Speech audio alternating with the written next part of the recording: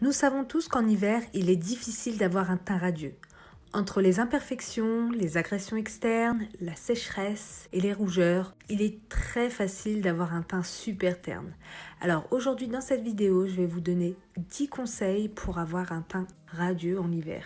Dans un premier temps, pour créer une barrière contre la pollution, on va venir s'hydrater et donc je vais utiliser la crème Bénéfiance de chez Shiseido qui va avoir également une action lissante et ça va permettre donc de retrouver une peau hydratée, repulpée avant de passer au maquillage. Petite astuce, n'hésitez pas à déposer une cuillère à café dans le frigo pour la retrouver super fraîche le matin afin de dégonfler vos cernes et vos paupières.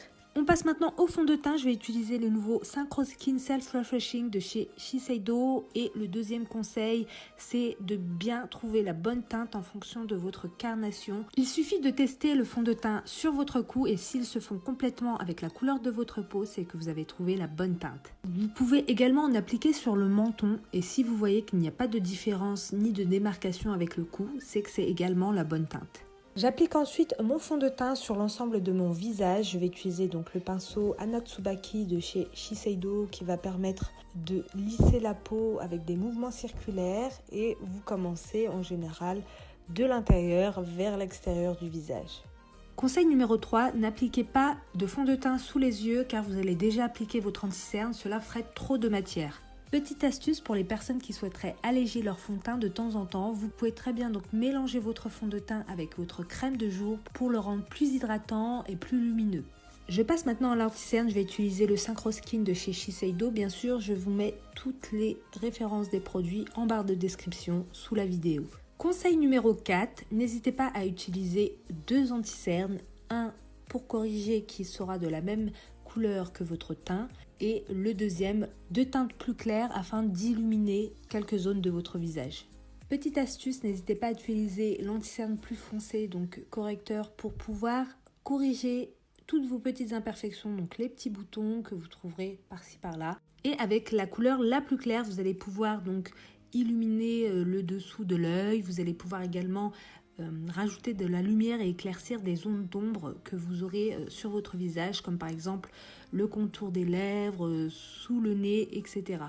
Pour celles qui ne souhaitent pas s'épiler les sourcils, vous pouvez très bien en appliquer un petit peu au niveau des repousses, ou pour celles qui se les épilent, vous pouvez également en appliquer au niveau de l'arcade sourcilière pour pouvoir illuminer la paupière. Pour le conseil numéro 5, je vais utiliser donc l'anti-cerne liquide Synchro Skin et l'un des conseils que je peux vous donner, c'est de ne pas utiliser une couleur trop froide par rapport à votre teinte et d'appliquer votre produit en réchauffant la matière sur votre main. L'application n'en sera que facilitée et vous pouvez l'utiliser donc dans le creux de la joue, au niveau des tempes, un petit peu au niveau des maxillaires. Vous retrouverez un teint donc beaucoup plus réchauffé. Petite astuce, n'hésitez pas à utiliser votre pinceau à fond de teint si vous avez dépassé un petit peu trop au niveau du contour.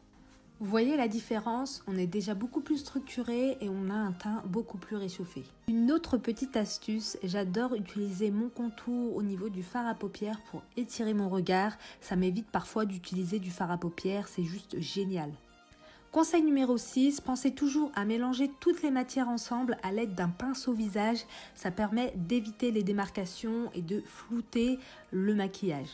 Petite astuce pour les personnes qui souhaitent encore plus de lumière, vous pouvez apporter des petites touches de luminosité avec un anti-cerne beaucoup plus clair afin d'apporter plus de lumière au maquillage.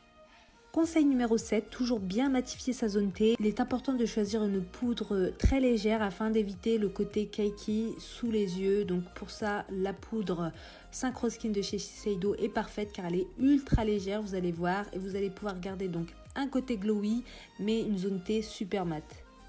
Conseil numéro 8, pensez toujours à appliquer du blush, ça donne toujours ce côté bonne mine. Je sais qu'il y en a pas mal qui des fois n'en mettent pas forcément et je trouve que ça change vraiment tout au niveau du make-up.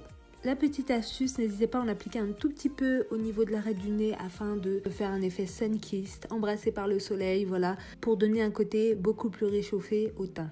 Conseil numéro 9, on n'oublie pas à la fin de mélanger toutes les matières avec notre pinceau visage afin que vraiment tout reste en place et tout reste lisse. Conseil numéro 10, on n'hésite pas à appliquer un petit rouge à lèvres dans les tons corail pour réchauffer le teint Et donc pour terminer le look, alors j'ai utilisé le Shiseido Visionary Gel Lipstick en couleur 209 Incense.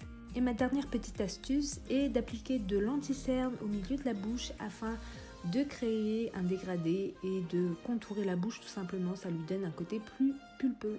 Et voilà pour le résultat, j'espère que ces conseils vous aideront à obtenir un teint radieux en hiver et que cette vidéo en collaboration avec Shiseido vous aura plu.